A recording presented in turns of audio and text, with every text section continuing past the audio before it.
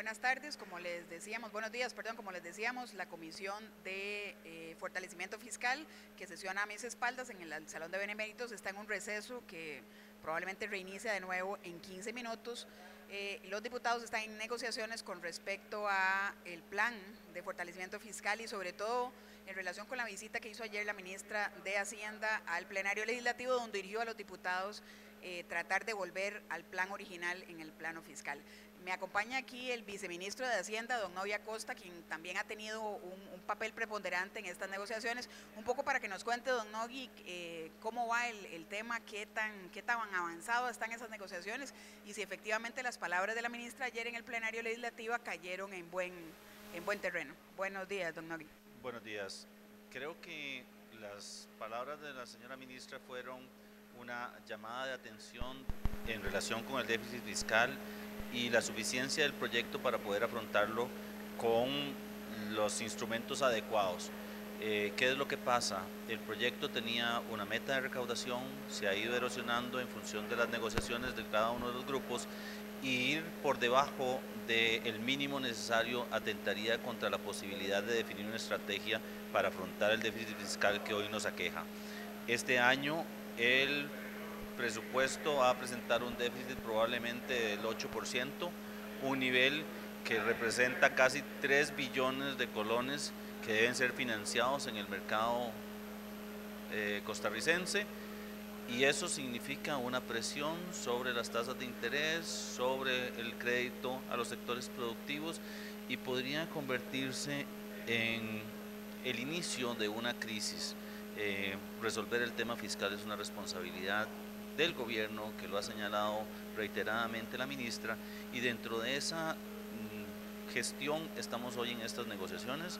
Creemos que es importante rescatar el tema de la canasta básica por un tema de trazabilidad, de recaudación, pero principalmente porque representa uno de los pilares del IVA generalizado que se plantea en este proyecto de ley. Tal vez en este punto, don Nogui, la gente tiene un poco de confusión con respecto al tema de la canasta básica, que no es en sí solamente por el tema de la recaudación, sino por el tema de la trazabilidad. Tal vez si le podemos explicar a los televidentes de qué se trata, cómo es seguirle ese rastro, digamos, al dinero que se está tributando. El impuesto al valor agregado es un impuesto que va tasando cada una de las etapas productivas. ¿Qué repercute en el consumidor final? A ver, si yo vendo papas tostadas, compro papas y le pago el IVA al productor de papas. Cuando la industrializo y lo vendo, cobro el IVA. Lo que le traslado a Hacienda es la diferencia entre lo que pagué de IVA a las papas y lo que cobré con las papas fritas. Eso es lo que yo le traslado. Al final de cuentas es neutro para el productor. ¿Por qué? Porque paga y cobra. En este sentido, lo que busca el IVA es poder saber cuánto vendió el que vende las papas y cuánto vendió el que vende las papas tostadas para efectos de renta. Eso es trazabilidad. ¿Y qué pasa entonces si la canasta, como está ahorita, por la moción aprobada, efectivamente tiene tasa cero en cuanto al IVA? Tendríamos un velo y no podríamos identificar cuál es el valor agregado en cada una de esas etapas. Ese es el problema cuando tenemos fraccionado el IVA. En términos generales, en todos los países el IVA es general y hay tasas diferenciadas. Por eso la propuesta del gobierno siempre fue una tasa preferencial para canasta básica, para educación, para servicios médicos, para medicamentos. El esquema en el que estamos hoy me borra esa trazabilidad y entonces yo voy a tener un problema para hacer la gestión tributaria que corresponde. A este momento, don Nogui, entonces, ¿qué podemos decir de en cuánto estamos recaudando o cuánto se recaudaría con el proyecto original y cuánto se estaría recaudando con estas mociones aprobadas hasta ahorita? El primer proyecto que se presentó y que no fue aprobado tenía una meta de recaudación del 1.74% del PIB. El segundo que se presentó y se aprobó tenía una meta de recaudación de alrededor de 1.4%, y hoy con las mociones aprobadas estamos en 1.31% del PIB, y con la preocupación de que si se siguen aprobando mociones en esta dirección probablemente tengamos una disminución aún mayor. Esa meta de recaudación es importante para poder ir definiendo la estrategia que vamos a seguir. Hay que entender una cosa, el proyecto fiscal es solo una parte de la estrategia. Viene un proyecto de reforma del empleo público y vienen los proyectos de la agenda de reactivación económica que se ha ido esbozando con las diferentes fracciones. O sea, este proyecto es solo una parte de la estrategia que va a seguir el gobierno para poder resolver el tema fiscal, no solamente desde el punto de vista de los ingresos, de los gastos, sino también de la reactivación económica. Perfecto, muchas gracias. Agradecemos a don Nogui Acosta, viceministro del Ministerio de Hacienda, por explicarnos un poco en este momento dónde están las negociaciones con respecto al plan de fortalecimiento fiscal que presentó el Gobierno de la República. Estamos en un receso en la Comisión de Fortalecimiento Fiscal que está viendo esta iniciativa y en unos 5 minutos probablemente reinicie la sesión, de tal manera que le pido a nuestro compañero Mauricio que vayamos con tomas dentro de la Salón de Beneméritos donde se efectúa esta sesión. Bien, continuamos en este momento con la información desde la Comisión de Fortalecimiento de las Finanzas Públicas. En este momento me acompaña la diputada del Partido de Liberación Nacional, doña Yoleni León Marchena, para detallar, diputada, cuáles han sido los últimos acontecimientos en la negociación de este tema, porque ayer aconteció de que probablemente el gobierno iba a retirar el proyecto, no fue así, continuó con la discusión, y en este momento cuál es la posición que mantienen tanto desde el gobierno como las fracciones que están inmersas en esta discusión. Bueno, estamos en el proceso de negociaciones, tal cual se ha venido dando en los últimos días, muy intensos, de tal manera que el proyecto de reforma fiscal no se drene hasta donde hoy ha llegado. Queremos encontrar opciones que le permitan entonces a la Hacienda Pública poder cumplir con la meta que se había establecido con este proyecto de reforma fiscal. Eso por dos razones. La primera es porque Costa Rica lo necesita y la segunda, lo que estamos evitando es que en los próximos días volvamos a tener en la corriente legislativa un proyecto de reforma fiscal que sería sumamente difícil que sea aprobado. El llamado de la ministra el día de ayer fue contundente a no seguir drenando el proyecto, inclusive que ya las mociones que se han aprobado tienen consecuencias en la expectativa de recaudación de ellos. ¿Hay alguna posibilidad de revertir lo que hasta el momento ha ocasionado ese golpe en la expectativa de recaudación de Hacienda o cuál va a ser el panorama de aquí en adelante?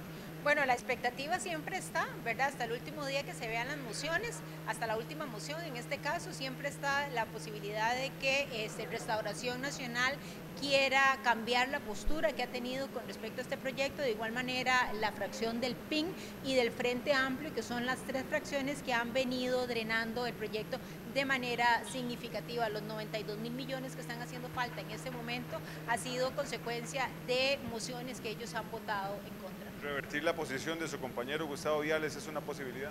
Revertir la posición de don Gustavo es una posibilidad que no hemos descartado. Seguimos identificando escenarios que nos ayuden entonces, si no llegar al 2%, al menos a un punto intermedio que permita entonces recolectar alguna cantidad sustancial para el proyecto.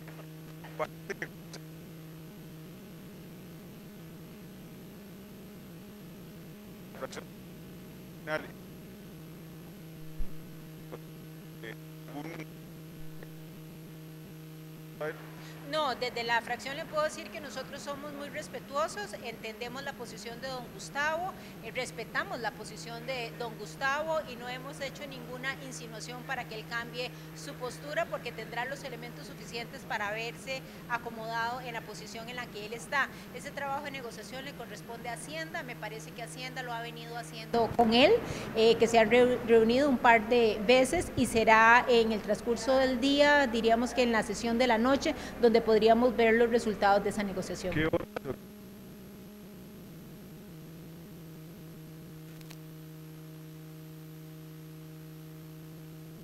¿Le ha zanjado a ese tema la expectativa de recaudación fiscal?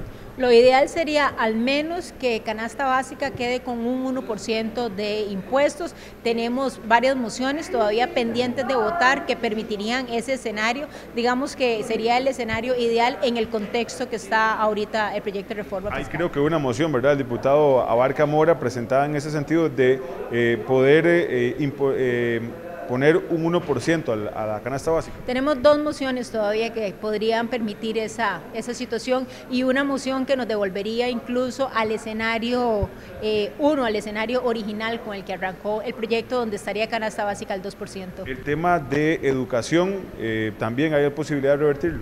La posibilidad se podría dar si la Unidad Social Cristiana está dispuesta a voto para ello. Desde Liberación seguimos creyendo que es importante que la educación privada esté grabada, esto porque son los sectores económicos más fuertes los que están siendo exonerados con esa moción que se aprobó. Aquí la negociación es de Hacienda con la Unidad Social Cristiana.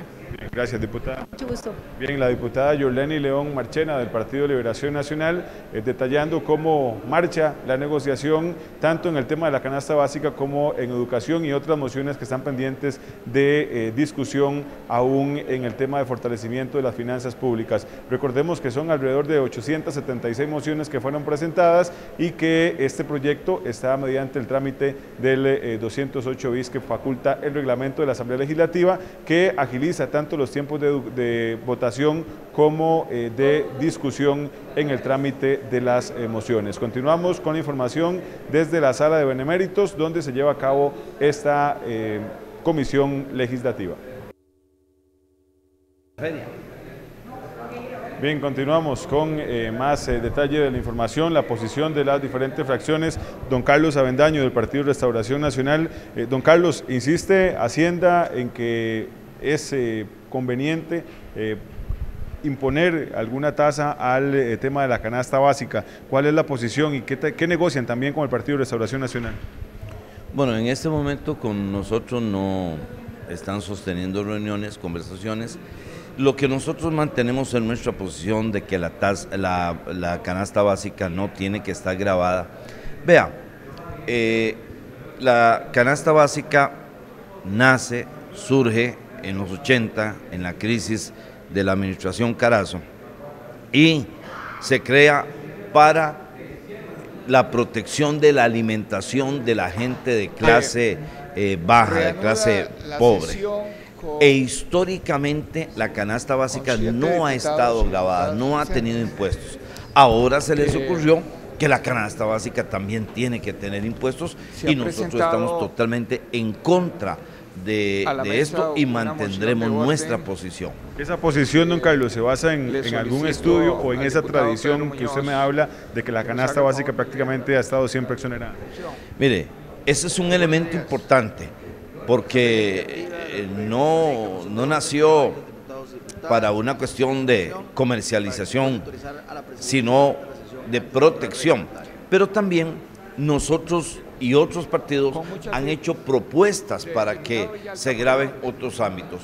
Por ejemplo, las pensiones de lujo se puede rebajar hasta un 50% y ahí se capta una buena cantidad de dinero.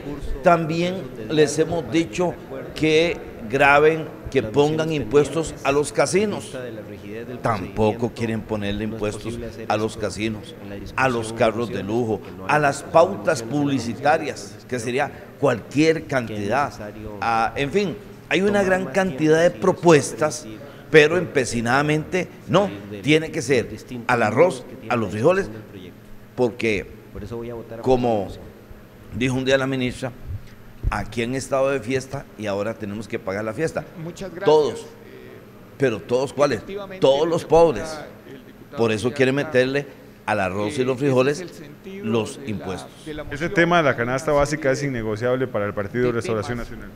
Es que es innegociable para el pueblo. Aquí han venido gente, ahora hemos tenido en los últimos días los agricultores, los que siembran, los que producen esos alimentos que están en las mesas de los costarricenses, y han dicho que no, nos van a quebrar si le meten impuesto al agro, a la canasta básica. Entonces es innegociable, habiendo otros ámbitos que sí se pueden negociar. Además, este plan fiscal está basado sobre 2 ejes. Uno, la contención del gasto, que no lo vemos. Y el otro, la evasión y elusión. Asimismo, mañana muchos diputados estarán trasladándose a diferentes sectores